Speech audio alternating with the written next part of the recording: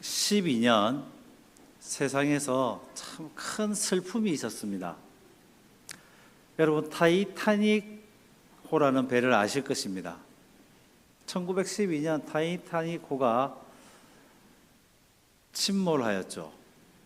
그런데 이 타이타닉호가 침몰된 이유 중에 하나가 타이타닉호가 큰 빙산에 부딪히기 전 한 6대의 배들이 지나가며 전방에 큰 빙산이 있다고, 그러니까 큰 빙산이 있으니까 조심하라는 무전을 6번이나 들었습니다. 그런데요, 그 무전을 들었던 항해하는 사람들이 이 배는 절대 빙산 조각에 부딪혀서 침몰할 이유가 없다고, 빙산에 부딪혀도 끄떡이 없다고 자만하였습니다. 결국엔 배가 감당치 못할 빙산에 부딪혀 정말 수많은 사람들이 목숨을 잃게 되었습니다. 신앙생활에도 마찬가지입니다. 우리 하나님께서 우리에게 계속적으로 말씀으로 경고하시고 돌아오라고, 그 말씀들을 통해서 우리 인생에 큰 빙산들이 있으니까 그것을 피해가라고 계속해서 경고하시는데, 우리는 그것을 내 경험상 내 힘으로 이겨낼 수 있다고 자만하고 교만하여서 결국에는 끔찍한 결과를 낳게 되더라는 것입니다. 사울왕의 실패의 역사, 이스라엘의 첫 번째 왕이었던 사울왕은 실패했던 왕입니다. 그 실패의 역사를 삶을 되돌아보면서 우리가 하나님 앞에 어떻게 살아내야 하는지, 우리가 사울왕의 실패를 보면서 나의 삶에 적용해 나가며 내 삶과 내 삶을 점검해 나가는 귀한 시간이 되기를 간절히 소망합니다. 사도 바울은 출애굽 광야의 세대들을 바라보면서 고린도전서 10장 11절에 이렇게 말씀합니다. 다 함께 읽어보겠습니다. 그들에게 일어난 이런 일은 본보기가 되고 또한 말세를 만난 우리를 깨우치기 위하여 기록되었느니라. 아멘. 그렇죠. 성경의 말씀들은 1.1획도 틀림이 없으시고 1.1획도 버릴 것이 없어서 우리에게 주신 말씀입니다. 그 말씀들이 기록되어 있는 것은 우리의 삶을 되돌아보며 우리에게 본보기가 되게 하시고 우리를 깨우쳐서 주님의 길에서 벗어나지 않게 하시기 위한 하나님의 은혜인 줄 믿습니다. 오늘 말씀을 통해 사울왕을 보면서 우리의 삶을 다시 한 번 더 주님께로 되돌리는 귀한 은혜의 시간이 되기를 간절히 소망합니다. 오늘 본 말씀인 사무엘상 13장은 사울이 왕이 되고 난 다음 이스라엘 백성들 중에 전쟁을 할 만한 군인 3,000명을 모읍니다. 그 3,000명 중에 2,000명은 사울 왕과 있게 하고 1,000명은 사울 왕의 아들이었던 요나단과 함께 있게 합니다. 그런데 요나단이 굉장히 열정이 가득했고 용기가 있었습니다. 블레셋과 마주하고 있는 그곳에서 이 1,000명을 데리고 블레셋의 수비대, 그 진지를 급습합니다. 먼저 선제 공격을 해요. 그래서 이깁니다. 이기까지는 너무 좋았는데, 그리고 난 다음 이 블레셋의 수비대가 무너졌다는 소식을 듣고 블레셋이 다시 전쟁을 일으키기 위해 군대를 모으고 믹마스라는 곳에 그 군대를 집결합니다. 그런데요, 그 믹마스에 모인 군인들의 숫자가 이스라엘 사람들이 보았을 때 어마어마했습니다. 오늘 본 말씀 읽기 전 사무엘상 13장 5절 말씀을 한번 볼까요? 다 같이 읽습니다. 시작.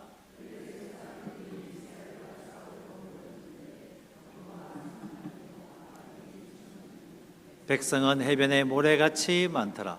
그들이 올라와 벳야윈 동쪽 민마사에 진침해. 네. 이스라엘 백성은 3천 명입니다. 근데 블레셋이 모은 사람들이 군인의 숫자가 병거가 3만입니다. 마병이 6천입니다. 그냥 그리고 난 다음 군대가 해변에 모래알같이 많더라, 셀 수도 없었더라라고 합니다. 3천 명 대적하기 위해 수만 명이 모인 겁니다. 그렇게 되니까 오늘 본문 말씀 2절의 말씀들을 보니까 이스라엘 백성들이 길갈에 모여있는 3천 명의 군대가 그 수많은 믹마스에 모여있는 블레셋 사람들을 보니까 두려웠던 거예요. 무서웠겠죠. 이 전쟁은 게임이 안 되는 계란으로 바위치기라는 식의 전쟁이 될 수밖에 없는 것을 생각하고 사람들이 도망합니다. 군대로 불려왔는데 3천 명이 모여 있는데 바위 틈으로 숨고 굴로 피했다라고 기록되어 있습니다. 그렇죠. 우리는 우리의 대적들을 보면은 우리보다 크고 힘있고 능력이 있는 대적을 보게 되면은 내가 어떻게 할까, 어떻게 하면 살아날까 싶어서 피할 수 있습니다. 무서워 떨어서 도망칠 수도 있습니다. 근데 그 무서움과 두려움이 어디에서 오겠습니까? 우리를 대적하고 있는 블레셋 그 군대를 봤기 때문이죠. 우리를 지키시고 보호하시는 하나님을 본 게 아니라 블레셋을 보고는 피해버리는 것입니다. 어쨌든 그 군대들이, 사람들이 블레셋 군대를 보고 피하는 그 장면을 보고 사울이 겁이 났습니다. 두려웠습니다. 그래서 급하게 사람들을 불러 모아서 제물을 준비하라 그러고 하나님 앞에 제사를 드리게 됩니다. 제사를 드리고 난 다음 이제 전쟁을 치러야 하는데 제사를 딱 마치고 나니까 사무엘이 오는 거예요. 사무엘이 사울에게 7일간만 길갈에서 기다려라, 가서 내가 예배 드리겠다라고 하였는데 사무엘이 올 생각을 안 하거든요. 그래서 더 두려웠던 거예요. 그래서 사울이 예배를, 제사를 드려버립니다. 그런데 예배를 드리자마자 사무엘이 거짓말처럼 도착합니다. 어떤 학자는 이야기하더라고요. 사무엘이 저 멀리서 사울을 지켜보고 있었다. 사울이 이 전쟁을 어떻게 준비하고 있는지 지켜보고 있다가 사울이 잘못하는 것을 보고 예배 제사를 드리는 걸 보고 나타났다라고 하는 학자도 있습니다. 어쨌든 간에 그 설이 맞든 안 맞든 간에 사울이 하나님 앞에 제사를 드리자마자 사무엘이 나타납니다. 나타나서 물어요. 왜 당신이 제사를 드렸습니까? 왜 당신이 하나님 앞에 제사를 드립니까? 라는 그 질문에, 그 질책에 사울이 대답합니다. 오늘 본문 말씀이 있는 11절 말씀입니다. 우리 다 함께 읽겠습니다. 시작. 사무엘이 이르되 왕이 행하신 것이 무엇이냐 하니 사울이 이르되 백성은 내게서 흩어지고 당신은 정한 날 안에 오지 아니하고 블레셋 사람은 믹마스에 모였음을 내가 보았으므로. 한 세 가지 정도로 자신이 급하게 제사를 드렸는 이유를 핑계를 댑니다. 첫 번째는 사람들이 떠나갔다는 거예요. 블레셋을 보고 그 많은 군대를 보고는 떠나갔다, 싸울 군대가 점점 줄었다라는 거죠. 두 번째는 당신이 나한테 7일 기다리라고 했잖아요. 그래서 당신이 정한 시간에 오지 않았잖아요. 당신이 와서 제사를 드리겠다고 했는데 당신이 오지 않아서 내가 제사를 대신해서 드렸습니다. 그리고 블레셋 사람들이 지금 믹마스에 모였는데 곧 쳐들어올 것 같아요. 내가 7일 동안이나 지금 여기 있었는데 곧 전쟁이 날 것 같은데 어떻게 하나님 앞에 제사 안 드리고 전쟁 나가겠습니까? 그래서 내가 드렸습니다 라고 고백합니다. 어떻게 보면 사울 왕의 이 핑계처럼 되는 내용이 굉장히 합리적처럼 보입니다. 굉장히 그럴듯합니다. 세상의 다른 왕들이었다면 다 같이 그렇게 했을 것입니다. 여러분이 사울 왕이었으면 어떻게 하셨겠습니까? 물론 여러분들은 믿음이 크셔서 사무엘이 올 때까지 기다리셨겠지요. 그런데 여러분, 우리의 상황에 직접적으로 대입을 해서 한번 생각을 해볼까요? 제가 장사하는 사람입니다. 제가 국밥을 좋아하니까 국밥 장사를 합니다. 국밥 장사를 하고 있는데 갑자기 손님이 안 오기 시작해요. 갑자기 손님이 떨어졌어요. 그러면 여러분 무엇부터 해야 됩니까? 손님이 떨어진 이유를 알아야겠죠. 매출이 줄어든 이유를 알아야겠죠. 그래서 그 매출 떨어진 이유를 해결할 수 있도록 노력해야겠죠. 그런데 손님이 떨어졌는데도 아무 조치를 제가 하지 않는다고 생각하십시오. 해보십시오. 그 식당에서 일하고 있는 직원들은 저를 어떻게 생각하겠습니까? 능력이 있다고 생각할까요? 능력이 없다고 생각할까요? 능력이 없다라고 생각할 겁니다. 마찬가지입니다. 사울 왕이 지금 7일 동안 사무엘을 기다리고 있었던 그 자리가, 그러고 난 다음에 사람들이 떠나가고 있는데 사울 왕이 아무것도 하지 않고 그냥 막연하게 사무엘만 기다리고 있다. 다른 사람들이 봤을 때는 사무엘을 기다리는지 안 기다리는지 알지 못할 뿐더러 아무것도 하지 않는 능력 없는 사울의 모습으로 비춰졌다라는 것이죠. 그래서 사울한테는 조급함이 생깁니다. 아, 사람들의 평가가 내가 아무것도 하지 못하는 비겁한 왕으로, 능력 없는 왕으로 생각하고 있는데 내가 무엇을 해야 될까? 고민하고 또 고민하고 또 고민하고 조급한 마음에 내가 무엇을 해야 될까 고민하다가 나타난 결과가 하나님 앞에 사무엘 대신 제사를 드리는 거였다는 것입니다. 여러분 생각해 보십시오.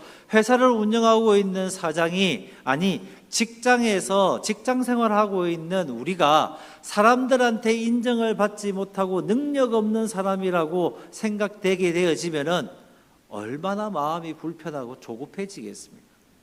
사울 왕의 상황이 지금 그러했다고요. 그래서 사울 왕은 하나님 앞에 제사를 드려봅니다. 때마침 사무엘과 약속했던 시간이 다 됐어요. 그 7일이 다 되었습니다. 근데 사무엘이 오지 않는 거예요. 핑계할 수 있는 거죠.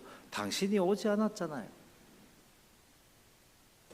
그런데 저건 저것만 우리를 쳐들어올 것 같아요.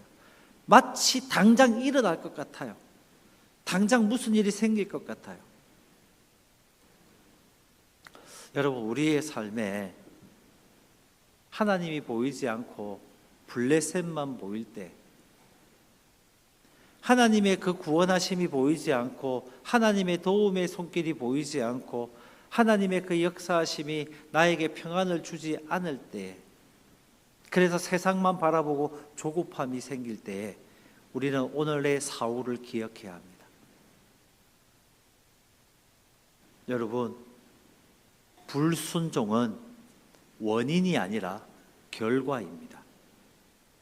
내가 불순종했다라는 것은 결국에는 결과로 이어집니다. 원인이 아니에요. 사무엘이 하나님 앞에 순종해서 쓰임받습니다. 사울은 하나님 앞에 순종하지 않아서 버림받습니다. 순종과 불순종을 따질 때에 여러분, 내가 순종했으니까 이렇게 되었다? 아니요. 순종할 수 있는 것이 믿음이기 때문에 결과로 나타나게 되어 있습니다.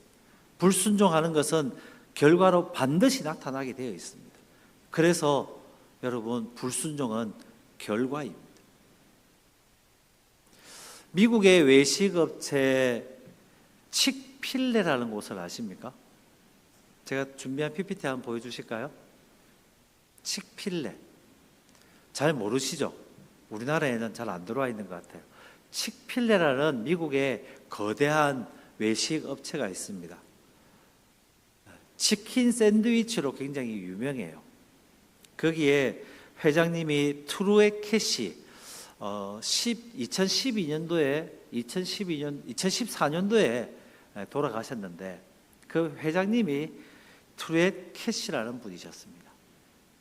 이분이 맨 처음 이 칙필레라는 식당을 시작할 때 내세웠던 원칙이 딱 한 가지가 있었습니다. 무엇이냐니까 일주일 내내 열심히 일하는데 주일에는 온전하게 주일 성수한다. 그러면서 주일에는 직원들도 충분히 쉬게 한다. 그래서 이 칙필레가 점점 성장해 나갑니다. 그러다가 성장에 한 단계 더 성장할 수 있는 순간에 생겼는데 대형 쇼핑몰에 계약을 하게 돼요. 이 쇼핑몰들에 입점을 하게 되고 그 입점을 하게 되어서 너무 기뻤던 거죠. 큰 성과였습니다. 그래서 입점하려고 하는데 그 큰 쇼핑몰에서 내건 조건이 딱 한 가지였어요. 일주일 내내 쉬지 않아야 된다. 왜냐니까 7일간 일주일 동안 장사를 하면은 그 중에 그냥 7일 동안 나누어서 n분의 1로 매출이 올라가면 좋겠는데 그게 아니라 주일날, 일요일날 장사를 하게 되면 일주일 전체의 매상의 20%가 주일날 올라오게 되는 거예요. 그러니까 주일날 문 닫는다는 것은 사업을 망하겠다는 거와 똑같은 거였죠. 그래서 대표적인 그 쇼핑몰에 들어가는 입지 조건이 주일날도 문을 열어야 된다는 거였습니다. 트레캐시 회장님이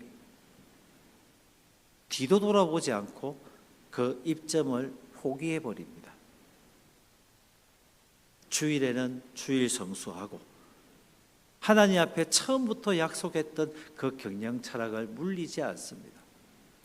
그래서 미국 전역에 매장들이 늘어나게 되는데 사업하는 사람들이 봤을 때는 당연히 멍청한 짓이었죠. 만약에 사무엘 왕처럼 생각하고 있었다면 이렇게 생각했을 수도 있습니다. 하나님, 이번 독점 이렇게 들어가게 되는 입점만 하고 나서 제가 돈 더 많이 벌어서 하나님 앞에 쓸게요. 하나님 앞에 더 많은 금액으로 헌금할게요. 하나님께 더 크게 쓰임 받을게요. 이번 한 번만 눈 감아 주세요. 저는 예배 드릴게요. 근데 회사는 돌아가게 할게요. 라고 핑계 댔을 수도 있습니다. 근데 트루캐시 회장은 그러지 않았어요. 당당하게 하나님 앞에 세워놨던 그 철칙을 그대로 지켜나갑니다. 그 입점을 포기해버립니다. 그런데 여러분, 몇 년 전 미국인들에게 가장 사랑받는 외식 업체 선정을 하는데 최고의 외식 업체로 선정됩니다. 주일날 여전히 지금도 문을 열지 않습니다. 하루 쉬는데 여러분 칙필레라는 그 회사를 검색해 보십시오. 보면요 이런 말이 있습니다. 하루 쉬는데 오늘도 문 닫았는데 사랑받는 기업. 여러 가지 사진들이 많이 떠오릅니다.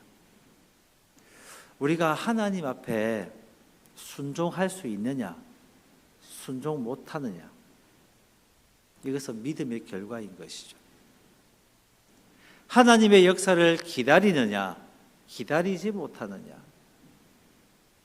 하나님께서 역사하시고 하나님께서 인도하시고 하나님께서 우리를 하나님의 방법으로 세우실 터인데 그것을 기다리지 못하고 그것을 내 마음대로 내 생각대로 내 판단대로 판단하여서 내가 행하겠다고 내 힘으로 하겠다고 내 능력으로 하겠다고 우리는 하고 있지 않습니까? 내가 힘들다고 하나님 앞에 내 삶을 드려야 되며 하나님 앞에 물어야 되며 하나님을 더욱더 의지해야 되는 우리는 그리스도인인데, 그러지 않고 내 힘으로 한번 해결해보고 내 힘으로 살아내보고 내 능력으로 내가 가지고 있는 수많은 경험들로 이 땅에서 승리해보겠다고 우리는 발버둥 치고 있는 것은 아닙니까? 하나님 앞에 순종하느냐 순종하지 못하느냐, 하나님의 그 역사하심을 기다려내느냐 기다려내지 못하느냐, 이것은 믿음이었습니다. 사울은 믿음으로 기다려야 합니다. 하나님이 역사하실 것을, 하나님의 나라를, 하나님의 사람들을 지켜내실 것을 기다렸어야 합니다. 그런지 그렇지 못했어요. 세상의 모든 다른 나라의 왕들이 했던 것처럼, 이방 나라들이 했던 것처럼, 하나님을 알지 못하는 왕들이 그의 권력들을 누려가면서 살아갔던 것처럼 똑같이 하나님의 나라인, 하나님이 다스리는 나라인 이스라엘의 왕인 그도 이방 나라의 왕들과 다름없이 살아가고 있었다라는 것이죠. 믿음이 없었습니다. 하나님을 바라보지 못하고 도망가는 사람들을 바라보았고, 수많이 모여있던 블레셋 군대를 바라보았고, 그의 불순종은 그의 믿음을 나타낸 것이었습니다. 우리의 삶에서 이러한 불순종들이 사라지며 하나님을 향한 신뢰와 믿음이 회복되기를 간절히 축원합니다. 그렇다면 사울왕은 왜 이렇게 믿음이 부족하였을까요? 아니, 믿음이 병들었을까요? 믿음이 결핍이 어디에서 왔을까요? 그의 믿음의 결핍은 예배에 대한 변질이 있었기 때문입니다. 예배에 대한 변질이 있었어요. 예배는 여러분, 하나님을 사랑하며 하나님께 올려드리고 우리의 마음을 하나님께 온전히 드리는 것입니다. 할렐루야. 우리의 예배들은 하나님을 내가 너무 사랑해서 일주일간 나를 지키시고 보호하셨던 그 하나님 앞에 영광 돌리며 하나님을 찬양하며 하나님을 붙들며 주시는 말씀 기쁨으로 받아 이 땅에서 살아갈 수 있는 힘을 얻는 귀한 하나님과의 사귐이 있는, 교제가 있는 것이 바로 예배라는 것이죠. 그런데 사울이 예배를 어떻게 대했습니까? 사울이 예배를 어떻게 생각했습니까? 이제 블레셋이 막 공격해 올 것 같고 이제 전쟁을 치러야 되겠으니까 우리가 예배하자. 왜요? 전쟁에서 하나님이 도우셔서 우리는 이겨야 하니까. 조금 더 다르게 말하면은, 하나님 우리 대신 싸워주셔서 우리를 승리하게 해주세요. 좀 더 정확하게 이야기하자면은, 하나님 앞에 영광 돌리기 위해서 하나님을 사랑하기 때문에 드려지는 예배가 아니라 하나님을 사용하려고 하는 예배였다는 겁니다. 우리의 예배가 이래 돼서는 안 됩니다. 하나님, 내 자녀들 잘 되게 해주세요. 하나님, 우리 사업 잘 되게 해주세요. 내가 직장에 승진 시험이 있습니다. 승진 잘 되게 해주세요. 하나님을 사용하는 예배가 되어서는 안 된다고요. 하나님을 신뢰하고 하나님과 깊은 교제가 있으며, 하나님, 내가 당신을 사랑합니다. 하나님과 사귐이 있는 예배가 되어야 하는데, 사무엘은 지금 하나님을 사용하려고 제사를 드리고 있다는 것이죠. 도망하는 사람들을 다시 끌어모으기 위해서 제사를 드리는 겁니다. 마치 엘리 제사장의 두 아들이었던 홈니와 비느하스가 그 전쟁터에 나가면서 하나님의 궤가 있어야지 우리가 이겠구나, 하나님의 궤를, 하나님의 말씀이 있는 그 궤를 부적처럼 이용하였던 것처럼 사울도 지금 하나님 앞에 예배하는 그 제사를 부적처럼 사용하고 있던 것이었죠. 여러분, 우리의 예배는 예배의 본질이 살아 있어야 합니다. 지금 여러분 마음에 저의 마음에 하나님을 너무나도 사랑해서 하나님께 영광 돌리기 위해서 이 시간에 하나님이 나에게 임재하셔서 나의 모든 더럽고 추악한 죄들을 회개케 하시고 그 회개케 하심으로 인해 내가 하나님께 한 걸음 더 나아가겠다고, 하나님의 손을, 거룩한 손을 붙잡고 하나님만 의지하겠다고, 하나님께서 내 삶을 주관하여 주셔서 내 삶이 하나님을 영화롭게 하고 하나님을 찬양케 하고 하나님만 바라보겠다고, 하나님과의 깊은 사귐이 있는 예배가 되어야 한다는 것이죠. 물론 우리의 삶에 문제 있는 문제들을 주님 앞에 내려놓아야 합니다. 하나님께 고해야 합니다. 그것을 위해서 우리는 기도해야 하며 하나님의 뜻을 구해야 합니다. 하나님의 뜻이 어디에 있는지. 그런데 여러분, 하나님을 사용해서는 안 됩니다. 이 예배를 통해서 내가 이렇게 하나님 앞에 예배했으니까, 이렇게 하나님 앞에 나와서 헌금했으니까, 이렇게 내가 주일날 나와서 하나님 앞에 헌신했으니까 하나님께서 내 문제를 해결하시겠지. 사울왕과 똑같은 모습입니다. 하나님을 사용하지 마십시오.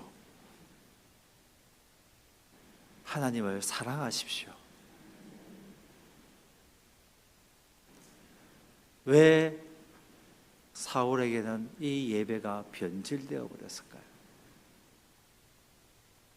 하나님을 보기보다 세상을 보고 있었기 때문입니다. 여러분, 모나미 볼펜 아시죠? 모나미 153 볼펜. 153이라면 잘 모르시더라고요. 모나미 볼펜 하면 다 아세요. 그 모나미 볼펜을 만들었던 분이 돌아가신 송삼석 회장님이십니다. 그런데 1962년에 이 모나미 회사가 부도가 났습니다.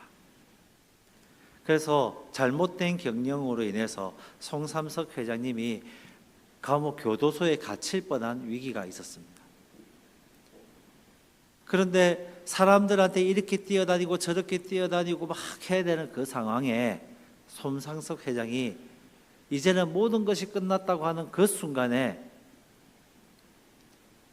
기도원으로 달려갑니다. 기도로 돌려가가지고 하나님 앞에 철저하게 회개해요.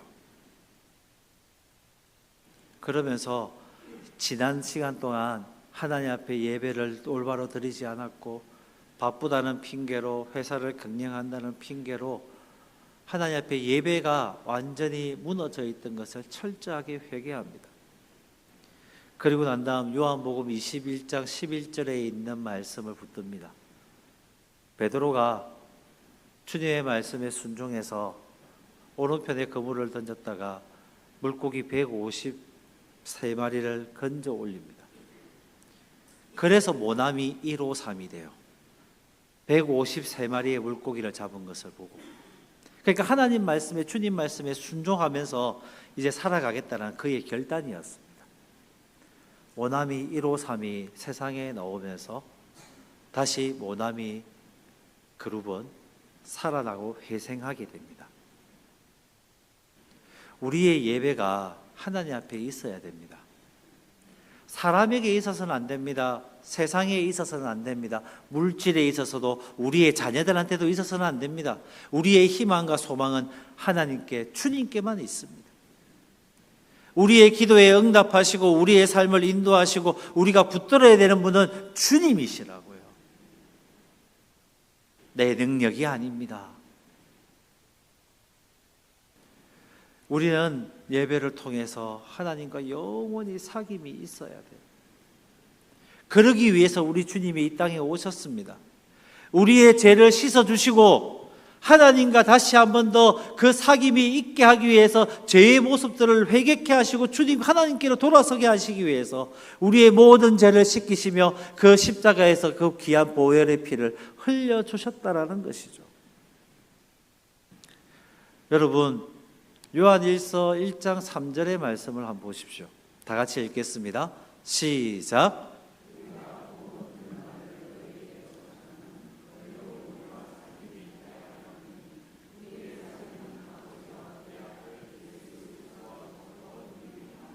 아멘. 우리의 사귐은 하나님과의 그 사귐은 아버지와 그의 아들 예수 그리스도와 함께 더불어 누립니다라고 사도 바울은 고백합니다. 하나님과의 진정한 사귐, 교통이 있는 예배를, 온전한 예배를, 예배의 본질이 살아있는 예배를 드려지는 우리 영광교회가 되기를 간절히 소망합니다. 사람을 보는 게 아니에요. 하나님을 봐야 됩니다. 사울은 그래서 예배의 본질이 흐트러져 버렸고, 예배를 어떻게 드려야 되는지, 예배를 무엇 때문에 드려야 되는지 그의 삶이 무너져 버렸기에 믿음이 병들어 버립니다. 그래서 하나님 앞에 버림받게 됩니다. 그 왕이라는 직책의 촛대가 그 다음 왕이었던 다윗에게로 옮겨지죠. 왜 다윗이었을까요? 제가 시편 27편의 말씀을 참 좋아하는데요. 시편 27편 4절 말씀입니다. 함께 읽어보겠습니다. 시작. 내가 여호와께 바라는 한 가지 일, 그것을 구하리니 곧 내가 내 평생에 여호와의 집에 살면서 여호와의 아름다움을 바라보며 그의 성전에서 사모하는 그것이라. 아멘. 다윗이 하나님을 바라보겠다고, 하나님의 성전에서 하나님을 사모하며 살겠다고, 그에게 환난이 닥치나 그에게 어려움이 오나 그에게 기쁜 일이 있으나 슬픈 일이 있으나 언제 어디에서든지 하나님의 성전에서 하나님을 바라보겠다고 하는 그의 고백이 있기에 사울의 그 촛대가 다윗에게로 옮겨지게 되는 것입니다. 여러분, 우리의 믿음이 온전해지기를 간절히 소망합니다. 우리가 그 믿음이 온전해지기 위해서 우리의 예배가 흐트러지지 않기를 소망합니다. 예배를 통해서 하나님을 바라보아야 합니다. 예배를 통하여서 하나님을 사랑해야 합니다. 예배를 통하여서 나에게 그 사랑의 손길을 마음껏 누려야 합니다. 그래서 진정한 하나님과의 사귐이 있는 저와 여러분들의 삶이 되며, 이번 한 주간도 그 사귐이 계속 우리의 삶 가운데 이어져 승리하는 우리 영광교회가, 그리고 저와 여러분이 되시기를 주님의 이름으로 축원합니다. 아멘.